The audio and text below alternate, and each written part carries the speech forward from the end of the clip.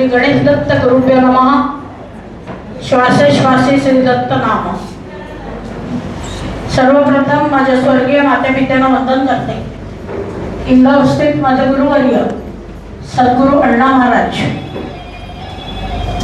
यांना वंदन करते। कर्मवाग शनी महाराज आणि धनदेवता कुबेरांना वंदन करते। व्यासपीठावरील सर्व मान्यवर, सर्व ज्योतिष अभ्यासक, ज्योतिर्विद, संस्था प्रमुख सर्वांना माझा नमस्कार। सरस्वती देवीला मानवंदना करते। बुद्धीची आणि विद्येची देवता गणपती हिला वंदन करून गणेश स्मरण सर्वप्रथम करते।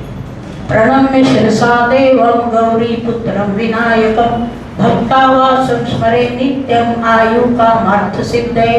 प्रथमं वक्रतुण्डं च एकदन्तं द्वितीयकं तृतीयं कृष्णपिङ्गाक्षं गजवक्त्रं चतुर्थकं लंबोदरं पंचमं च षष्ठं विकटमेव च सप्तमं विघ्नराजेन्द्रं धूम्रवर्णं तथाष्टमं नवमं बालचन्द्रं च दशमं तु विनायकं एकादशं गणपति द्वादशे तु गजानन द्वादशैतानि नामानि त्रिसंयम्या पठे नरा न च विघ्नं भयं तस्य सर्वसिद्धिकरं प्रभो।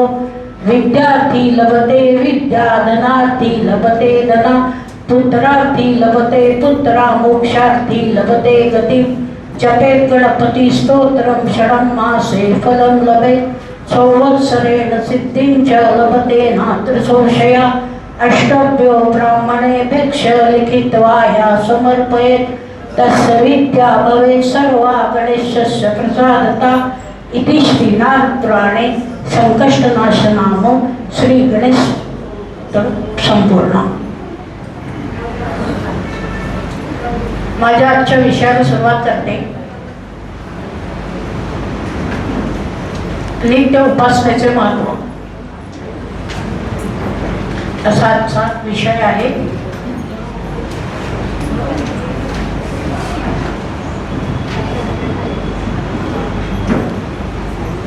गौतम बुद्धांच्या एका छोट्याशा कथेने व्याख्यानाला सुरुवात करते। माझी पद्धतच आहे, मी सोप्या भाषेत नेहमी व्याख्यान देत असते।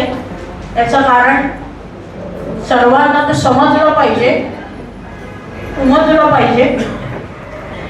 उगाच बोजडपणा आणि बोजड शब्द लेखनात आणि भाषणात दोन्हीत मला आवडत नाहीत। तुम्हाला सगळ्यांना गौतम बुद्ध माहिती आहे। विपश्यना म्हणजे ध्यानधारणा नावाची उपासनेची पद्धत त्यांनी समाजामध्ये रूढ केली। हे गौतम बुद्ध एक राजपुत्र होते, ऐश्वर्य संपन्न राजपुत्र होते। आपापसात ना काय होतं, हालचाली तुम्ही सारख्याच करत राहिलात ना तर बोलणाऱ्या माणसाला डिस्टर्ब होतो म्हणजे। तर जर शांत बसलात तर बरोबर आहे।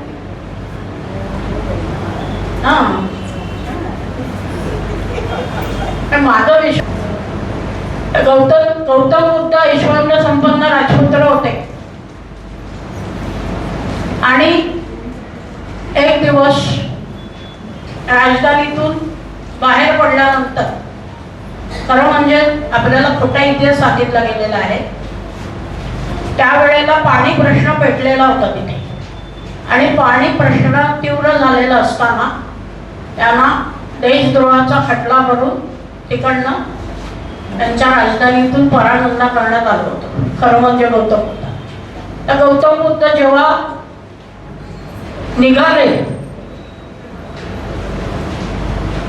रस्त्यातून तेव्हा त्यांना एक प्रेत दिसलं, त्यांना भिकारी दिसला। म्हणजे जिथे जिथे पुढे पुढे जात होते तिथे त्यांना दुःख आणि दैन्य दिसत होतं। त्याच्यामुळे त्यांचं मन विदीर्ण झालं। त्यांनी देशत्याग केलेलाच होता आणि रानावनात ते भटकत होते। भटकत असताना त्यांना मनशांतीची गरज भासत होती। आपल्याला शांतता हवी, कुठेतरी मानसिक सौख्य हवं. अशा विचारांनी प्रेरित होऊन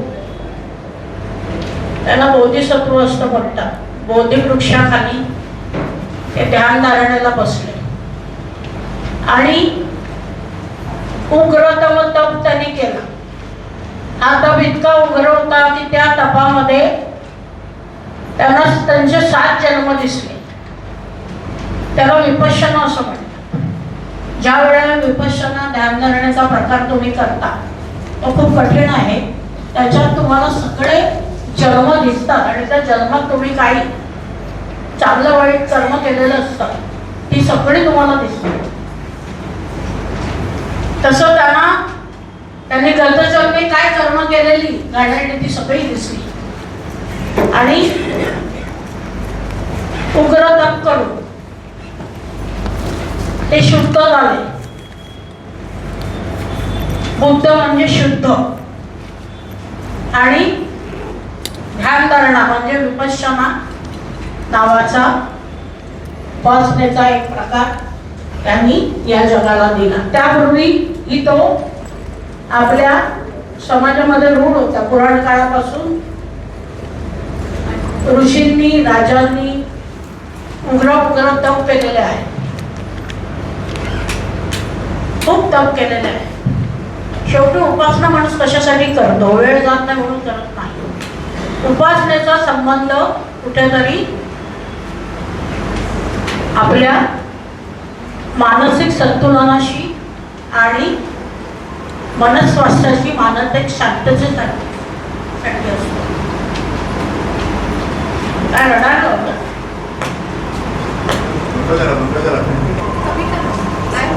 आपण क्षणाक्षणाला जे विचार करत असतो, विचार ना त्याचा आपल्या बॉडीवर परिणाम, शरीरावर आणि मनावर परिणाम होत असतो. आणि प्रत्येक कर्माची, वाईट कर्माची शिक्षा, चांगली कर्माची शिक्षा ही निसर्गाने ठरवलेली आहे आणि त्याची शिक्षाही ठरवलेली आहे. चांगली फळं आणि शिक्षा दोन्ही ठरवलेली आहे. मी थोडंसं आधी तुम्हाला सारांश सांगते आणि मग मूळ विषयात जाते.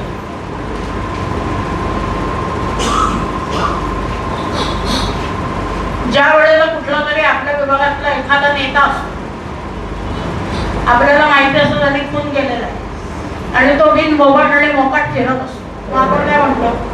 अरे आपण एवढं चांगली कर्म करतोय आणि आपण कसं जीवन जगतोय आणि हा खून खराब आहे, मारधाड, सगळ्या प्रकारचे पाप करून मस्त जीवन जगतोय. बुद्ध काय सांगतात की प्रत्येक कर्माची शिक्षा आणि शिक्षेचा कालावधी ठरले. म्हणजे आता मी हा मोबाईल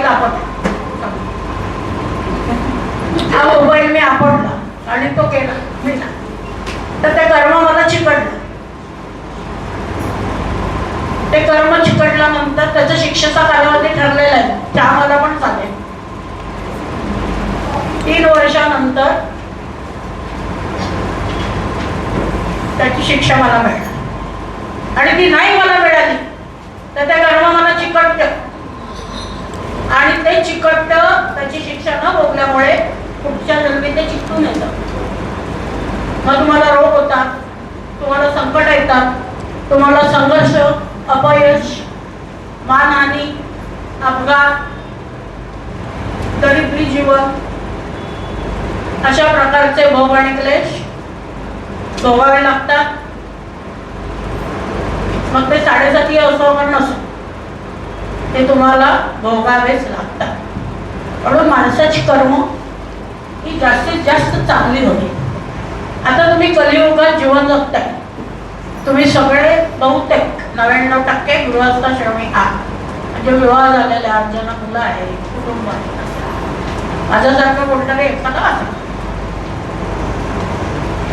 गृहस्थाश्रमी व्यक्ती कौटुंबिक जीवन जगत असताना त्याला काही पापपुण्य करावी लागत असतात, कारण हे कलियुग आहे शेवटी.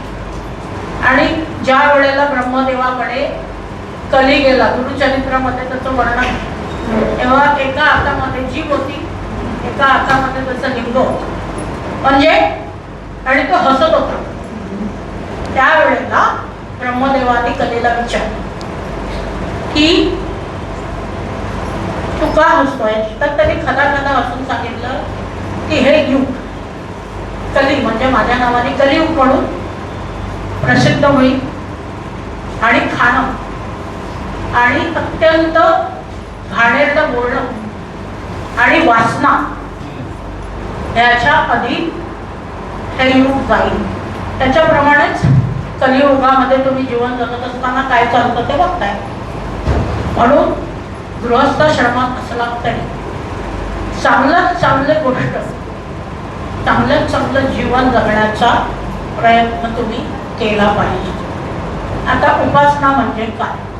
उपासना म्हणजे मनापासून एकाग्रतेने आणि एकरूप भावनेने आपण ईश्वराचं स्मरण, चिंतन, भजन, मनन, पूजन करतो, त्याला उपासना असं म्हणतात. उपासना या दोन प्रकारच्या आहेत.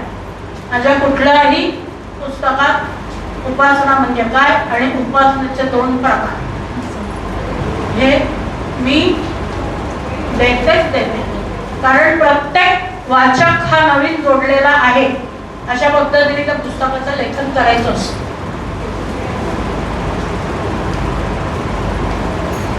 त्यामुळे ताई तुम्ही का करताय? बसा. दोन प्रकार कुठले आहेत? एक सकाम उपासना आणि एक निष्काम उपासना. सकाम उपासना कोण करतं? सकाम उपासना ही परमेश्वराकडे काहीतरी मागणं करून केली जाते. म्हणजे माझ्या मुलाचं विवाह होते, मला भरपूर पैसे मिळू दे, माझ्या मुलाचा विवाह होऊ दे, मुलगा परदेशात जाऊ दे, माझा नवरा माझ्याशी प्रेमाने वागू दे, माझी बायको माझ्याशी प्रेमाने वागू दे, माझं लवकर घर होऊ दे. अशा प्रकारच्या कामना करून परमेश्वराची जी भक्ती करतो त्याला सकाम उपासना असं म्हणतात. आणि निष्काम उपासना म्हणजे काय? तर सर्व मंगल मांगल्ये शिवे सर्वार्थ साधिके शरण्ये त्र्यंबके गौरी नारायणी. सर्वांचं मंगल होऊ दे, सर्वांचं कल्याण होऊ दे, सगळ्यांना सुखप्राप्ती होऊ दे. जी विश्वाच्या हिताकरिता कामना करून परमेश्वराची भक्ती केली जाते त्याला निष्काम उपासना असं म्हणतात. निष्काम उपासना ही नेहमी संत, त्याच्यानंतर शुद्धात्मे, गुरुजन, महत्पदाला पोचलेल्या व्यक्ती करत असतात. सर्वसामान्य माणसाला ते शक्य नसतं. दोन्ही उपासना चांगल्याच आहेत, फक्त निष्काम उपासना ही मोक्षप्राप्तीसाठीच फक्त केली जाते. तर सकाम उपासनेमध्ये काहीतरी कामना दोन्हीकडे आहे. मी बारामतीला एक लेक्चर असंच दिलेलं आणि एक व्याख्याद्वेष त्यांनी गैरसमज करून घेतला सोलापूरचे आणि ते मांडायला लागले. म्हणजे एकाच विषयावर सगळीकडे बोलतात, कारण ती वस्तू त्यांना विकायची असते आणि विकण्यासाठी बोलतात. आता कारणापासून काही वस्तू विकण्यासाठी उपासना सांगायची नसते. मी कुठल्या वस्तू विकते का आणि मांडायला लागेल मांडा. ते पण गडबडले, कारण सगळ्यांची एकापेक्षा एक व्याख्यान होत होती कधी नव्हे. त्याच्यामुळे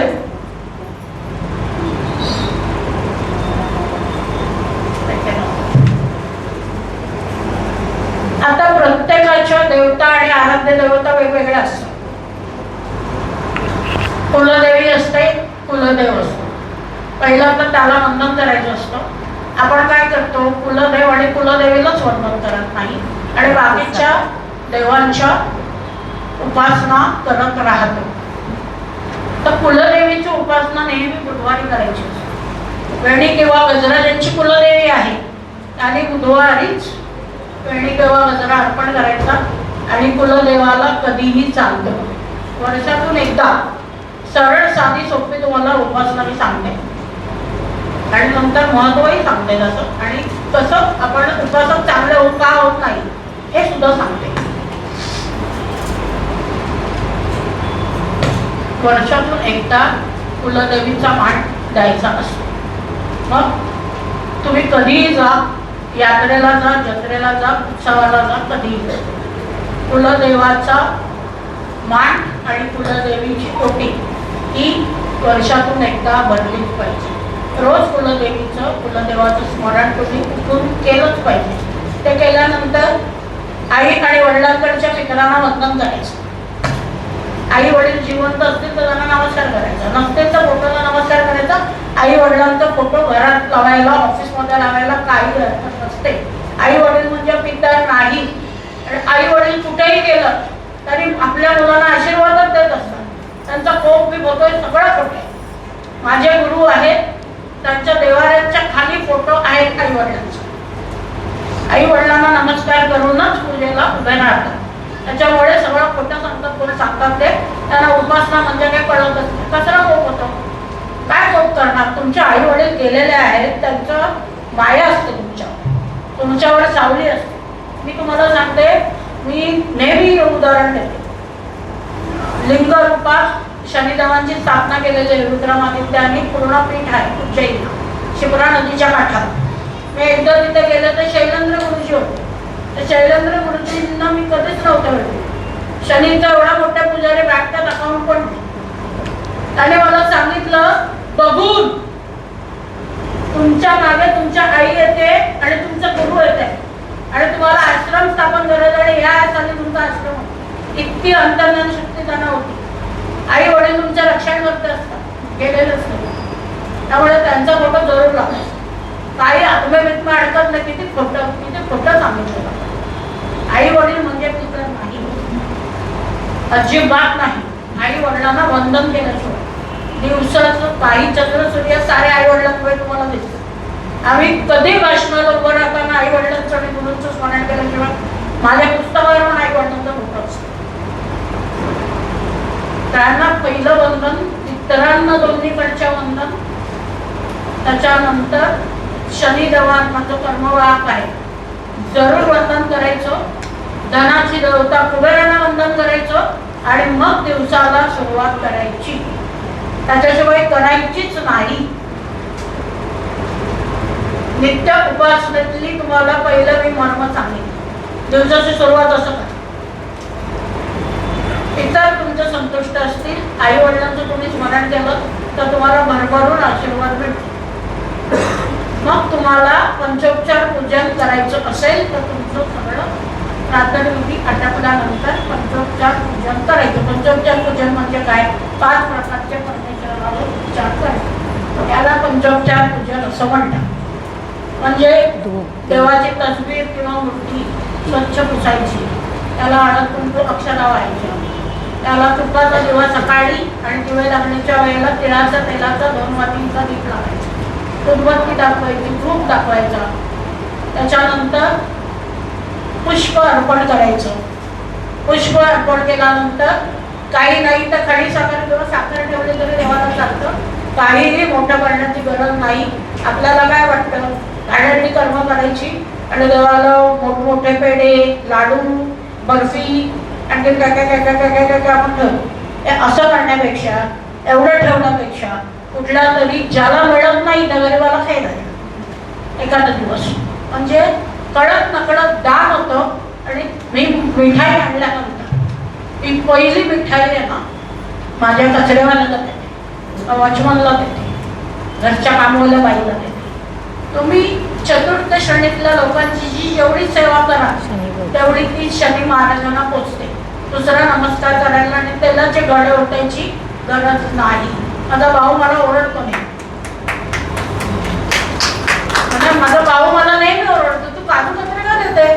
अरे तू काजू कतरे खाऊ शकत नाही आयुष्यात, 600 रुपये किलो आहे म्हणून त्याला देते. एक तर मला काजू कतरे खायचीच नाही, मला डायबिटीस आहे हे पहिलं. आणि दुसरं म्हणजे मी कधी खाऊ शकते, गरीब माणूस खाऊ शकतो का? नाही खाऊ शकत. गरीब माणसाला आधी द्यायचं, गरीब माणसाला आधी द्यायचं. म्हणून मी नेहमी सांगतो, शनीच्या मंदिरामध्ये जाता आणि वेड्यासारखे तेलच्या दर होता. मी कधी शनिवारी नाही 2-3 वेळा घसरून पडले आणि मला असं वाटलं खरंच होता हाड मोडता गेलं. मी कधीच जातो, कारण इतकं तेल ओततात ना, इतकं तेल ओततात. शनीला तेल का वाहतात? कारण का शरीराचा दाह, शनी उष्ण प्रवृत्तीचा आहे, अंगाचा दाह शांत व्हावा म्हणून. शनी तेली काही नाही. शनी तेली आहेत म्हणून त्यांना तेल व्हायचं, ते अमुक जातीचं तमुक जातीचं काही नाही. अपंग आहे म्हणून तेल लावायचं, मग तेल लावलं की पाय बरा होतो शनीचा, असलं काही नाहीये. खोटं आहे सगळं. आणि एवढं तेल व्हायचं पण नसतं. चमचावर प्रतिकात्मक तेल शनीला अर्पण करायचं असतं. ते तेल गरीबाला द्यायला, खायला मिळत नाही त्याला द्या, त्याला ते पावन होईल आणि तीच खरी शनीची सेवा आहे. दुसरी गोष्ट म्हणजे आई वडील जिवंत असतील त्यांची सेवा केली पाहिजे. वृद्ध व्यक्तींची सेवा केली पाहिजे, त्यांची काळजी घेतली पाहिजे. आपल्याकडे आता कसलं आलेलं आहे माहिती आहे का? बायकोच्या नादाला लागून आई वडिलांना मारायचं आणि त्याची पेन्शन काढायची, पेन्शन बँकेत जमा करायची आणि त्याच्यावर धान्य वाटायचं. 75% घरांमध्ये हेच चालतं. हे असले धंदे तुम्ही केलात ना तर तुम्हाला शनी कधीही पावणार नाही. वृद्ध माणसाला तुम्ही त्रास दिला आणि शनीची किती नाक घासून नाक आपटून सेवा केली तरीही काहीही उपयोग होणार नाही. तुमच्या कर्मामध्ये सुधार.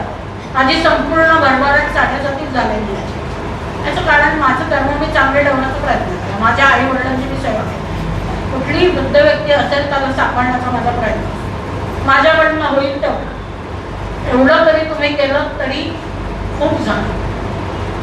काय असतं, रोजची तुमची उपासना ही वेगवेगळ्या प्रकारे. मी तुम्हाला आता पंचोपचार पूजन सांगितलं. त्याच्यानंतर काही लोक स्तोत्र पठण करतात, काही मंत्र पठण करतात, काही रोज देवदर्शन करतात, काही पोथी वाचन करतात, काही वृक्षपूजन करतात, काही वर्षातून काही काळ जाऊन यात्रा करतात देवाच्या.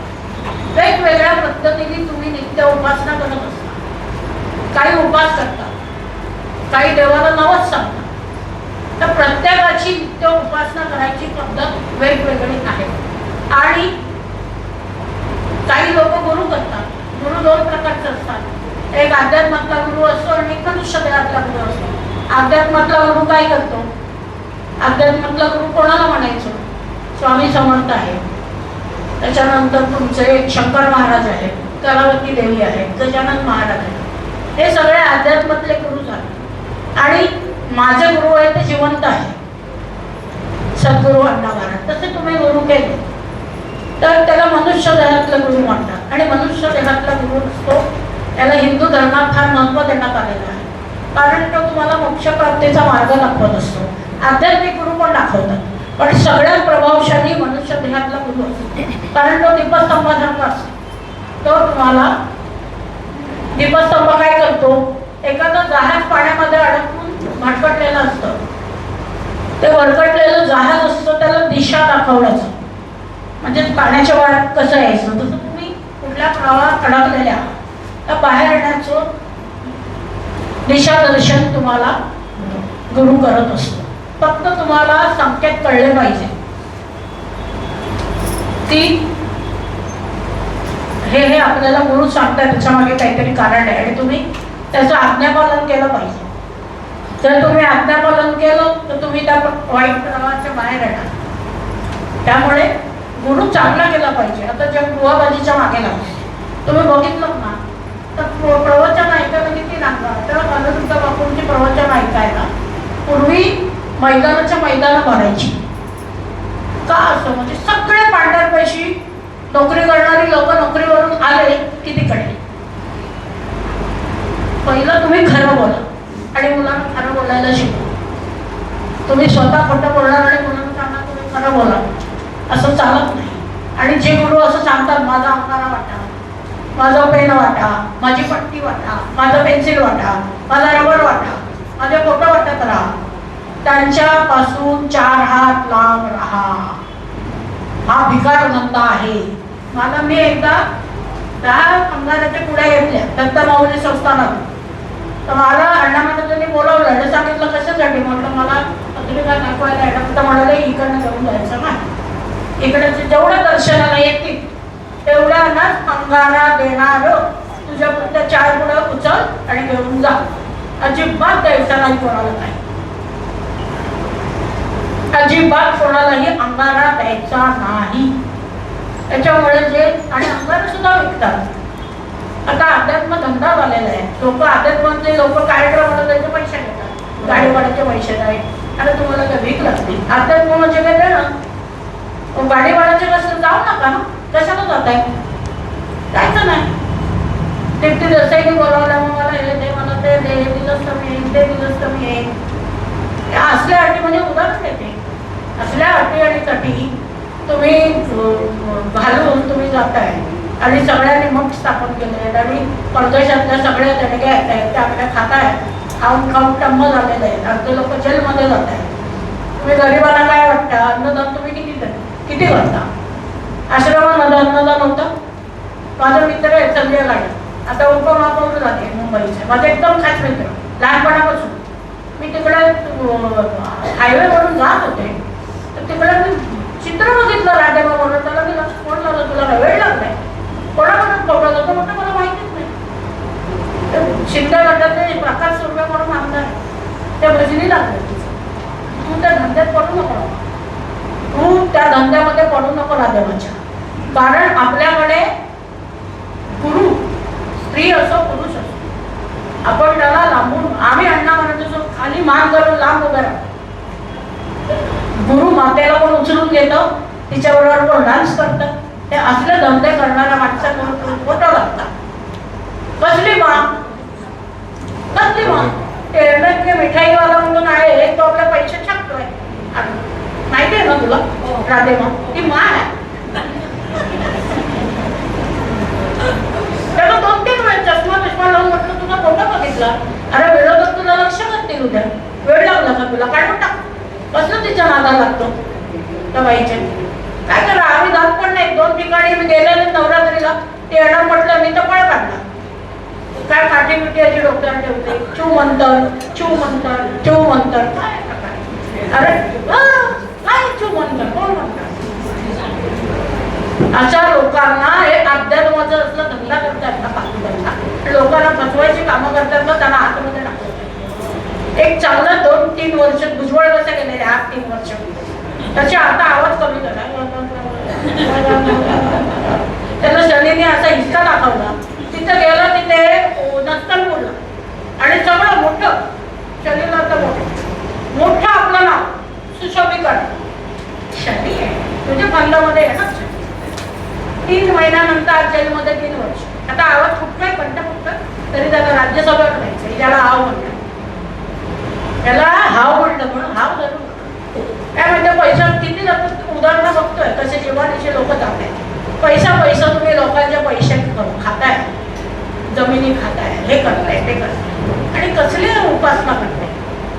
त्याच्या मुलांच्या अशा तुंबड्या वाढण्यासाठी लोकांना तुम्ही काय. आज मी 20 वर्ष पत्रकार होते मंत्रालयात. इतक्या योजनांमध्ये भ्रष्टाचार करतात ना, इतका भ्रष्टाचार की लाज वाटते की देशाला.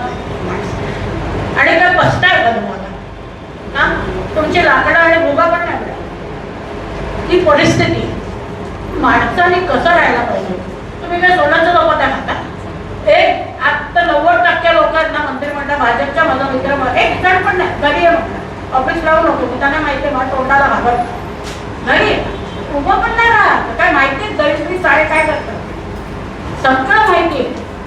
आणि आपण तर कधी मागायला काय माझं भूतोंड दिसतं लोकांना, पण मी जवळून बघितलेलं आहे. सगळं मी रक्त सांडलेलं मला बघितलेलं आहे डोळ्यात. सगळ्या मोठ्या मोठ्या हत्या बघितलेल्या आहेत. त्याच्यामुळे मला सगळे कोण कसे आहे हे सगळं माहिती आहे. त्यामुळे माझ्यासमोर कोणीही उभं राहत नाही, कोण नाही आणि कसलंही नाही. कोण पत्रिका वाटतो, काय काय वाटतो, कोणाला पत्रिका माझ्या मुलाच्या लग्नाला आहे, माझ्या ह्याच्या लग्नाला आहे, त्याच्या 1 टाकावाच्या कोण कोणीही दिल्लीपर्यंत कोण असतं तर एखाद्या मुलाचं लग्न माझं खास नव्हतं. किती पक्षावर कारण मी काय म्हणते, मी सरळ बोलते. आता अजित पवारांचा मृत्यू झाला. अजित पवारांनी त्यांना मोठा प्रकाश सुर्वे आमदार, त्याच्यानंतर तो मंत्री आहे आपला प्रताप सरनाईक, प्रसाद लाड. डोळ्यातून पाणी तरी आलं. आणि तुम्ही 0 होतात. अजित पवार नसते तर तुम्ही 0 होतात. एकाच्या डोळ्यात पाणी नाही, मिरवतात. काय मिरवणार, माणूस गेला तुम्हाला मोठ्या करणार आहात. तर माझा अजित पवारांच्या जवळून संबंध आहे. मला इतकं वाईट वाटलं. खरंच काम करणारा माणूस, बाकीच्या पैशांचा धंदाच होता. शेवटी पाच पुण्याचा हिशोब शनी करतो 7.5 होती. मी स्पष्ट सांगते 7.5 होती कुंभराज. तो पाच पुढलं तर इतका काम करणार 6.5 लोक मंत्रालयाला दे. मला युवा सापडलं बोलवून घेतलं राज्यपाल. इतका चांगला माणूस होता, इतका उत्तम चांगला. आणि विमान मंडळात ज्या वेळेला XYZ एका मागच्या दुसऱ्या पक्षात होत्या, इतका पक्षामध्ये सतवत होते तिला विचार. पक्ष बाईची अवस्था आमदार डॉक्टर बाई. मी अजित पवारांना बोलून तिला भेटले. म्हणजे मलाच आहे नवे पत्रकार होते. मला आणि राई बेड्यांना सांगितलं. राई बेडे पैशाच्या चक्कर बनायचे. त्याच्यामुळे मी अजित पवारांना सांगितलं की त्यांना त्रास देतो माझ्या पक्षात होता. त्यांना मग राष्ट्रवादीत देतो. आणि त्या महिला आणि बाल विकास मंत्री होतं. मी त्या कमिटीवर काम केलं. मला पुरस्कार पण त्यांनी दिला. मी काय सांगतो, तुमचं कर्म चांगलं पाहिजे. तुमचं कर्म चांगला नसेल तर तुम्ही किती डवळत जा, देवाला तेल होता, फुलवा, नाक घालता, काही करा, काहीही त्याचा उपयोग होत नाही. आणि थोडं तरी दान करा. असं नाही म्हणाल की प्रिया मालवणचा निःशुल्क कार्यक्रम होते म्हणून सांगायचं. असं जे येत आहे त्याच्यामध्ये भागवा, मोठ्या मनात टाकतो. दुसऱ्याच्या पेक्षा 11 द्या, तू 3 दे, तू 5 दे, याने 5 दिले, ते त्याच्यावर टाकायचं. मी ह्याच्याकडून 5 देऊन तुम्हाला दिले, कसला धंदा करता येणार? काही समजतंय 70 आता गाणं टॅकीचं वर. ते नका करू उद्योग. मी नाही ते सांगते, उद्योग करू. उद्योग बंद करा, कारण सगळं इथे ठेवून जायचं. काय माहितीये, अंगावर कपडा पण नाही राहत. अंबानी गेला, अंबानी चंदनाच्या लाकडाने. तेवढे मुलगा झाला ना, चष्मा होता की काय नंबर होता, काय नव्हतं, काहीही नसतं. माणसाला ठेवून जायचं. मी एकदम नवीन जीवन जगते, मजेत राहते. पण मी कधीच गरिबाचा घास मी कधी आयुष्यामध्ये विसरलेला नाही ना कधी विसरणार. त्यामुळे मला खात्री किती बनवते हो, काही हो, माझं चांगलंच होणार. माझ्याकडनं चांगलंच काम होणार आणि माझ्याकडनं लोकांचं कल्याण होणार. कारण आई वडिलांचा संस्कार आहे. त्यामुळे तुम्हाला चांगलं उपासक व्हायचं असेल तर पहिल्यांदा तुम्हाला चांगला माणूस व्हावा लागेल. सगळ्यांचं चांगलं चिंतन करा, कोणाचंही वाईट करू नका. माझ्या आता अधिवेशनात तर सगळे माझ्याबद्दल तारस्ताना करणारे मला ओरडलं. लाल मोठेपणा करा. शेवटी परमेश्वर नाक घासायला लावतो. लक्षात ठेवा, तुम्ही सत्य असाल ना तर समोरचं वाईट म्हणत तुमच्या पायाशी येणार. तुम्हाला काही उपद्रव करू नका, करायची गरज नाही. तो वाईट चिंतो ना. आपण चांगलं आपलं चांगलं आपण चांगलं केलं ना, चांगल्या लहरी निर्माण होतात आणि त्याच चांगल्या लहरी तुमचं चांगलं करतात. म्हणून मी भैरू महाराजांचं नेहमी उदाहरण, गुरु तत्वाच्या नावाखाली तिकीट वाटतं. उद्धव ठाकरे बरोबर बसायचंय, त्याला तिकीट दे, त्याला तिकीट दे. गुरुला असा अधिकार नसतो. प्रसन्न मोळ्याला तिकीट नको देऊ आणि अंजली लाडके म्हणून तिला तिकीट, असं जेव्हा म्हणतो त्या वेळेला गुरुतत्व नष्ट होतो. गुरु म्हणजे काय? समान. सगळ्यांना समानतेने वागवलं पाहिजे, सगळ्यांवर प्रेम केलं पाहिजे, सगळ्यांचं चांगलं सुहित शिकलं पाहिजे. माणूस म्हणून आपण तेवढं करू शकतो ना. जेवढं करता येतील तेवढं गोरगरिबांना, गरीब माणसाला दान करणं तीच उपासना आहे. मी तो उपासनामध्ये रोज पुढे जवळ जाऊन घंटा बनवली आणि दुसऱ्याचं वाईट चिंतून उपास केला, त्याचा काहीही उपयोग होणार नाही. तर उपासनेचं महत्व हे शुद्ध आचरणात आहे, चांगल्या चारित्र्यात आहे, दुसऱ्याचं सुहित चिंतनात आहे. आजचा माझ्या व्याख्यानाचा हाच बाबा होता. हीच खरी शैलीची पूजा. नमस्कार. श्री गुरुदेव दत्त.